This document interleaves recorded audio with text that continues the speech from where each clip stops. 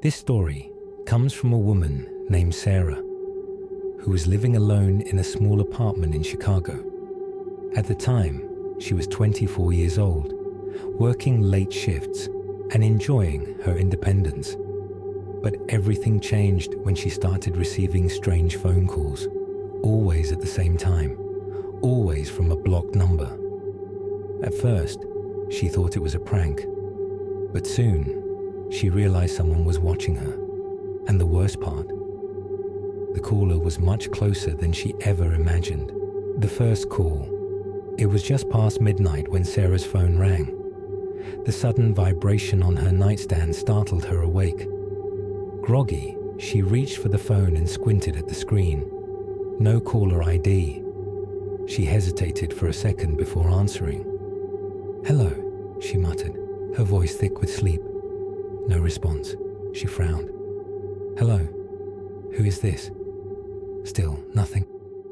She could hear the faintest sound of breathing, slow, measured, deliberate.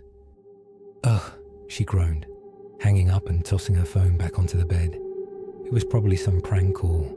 She didn't think much of it and went back to sleep. But then it happened again. The calls keep coming. The next night, Sarah was watching TV when her phone rang again. No caller ID. She sighed, already annoyed.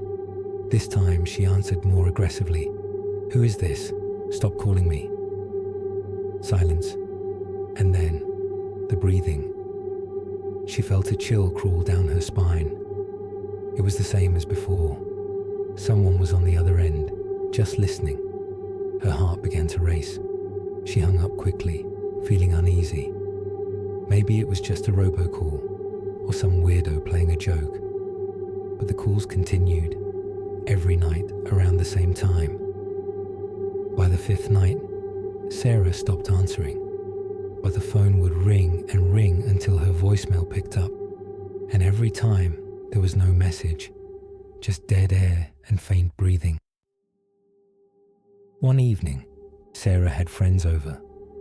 She told them about the calls, laughing it off, trying to act like it wasn't bothering her. "You should answer next time and scare them," her friend Jake suggested. So that night, when her phone rang again, at exactly 12:15 a.m., Sarah took a deep breath and picked up.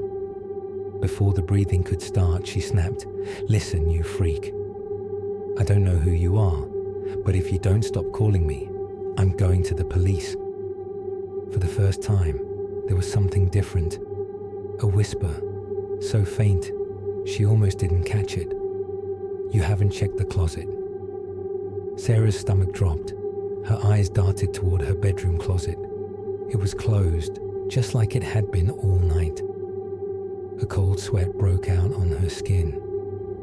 Slowly, she reached for the bedside lamp and flicked it on. The room looked normal. Nothing was out of place.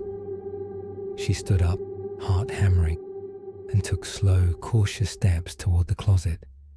Her hand trembled as she reached for the doorknob. With one deep breath, she yanked it open. Empty. Just clothes, shoes, and storage boxes. She let out a shaky laugh, half in relief, half in embarrassment. "Jesus," she muttered.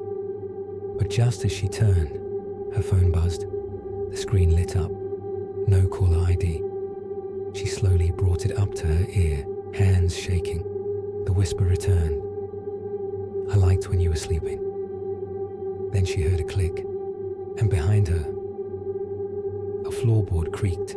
Sarah never even had time to scream.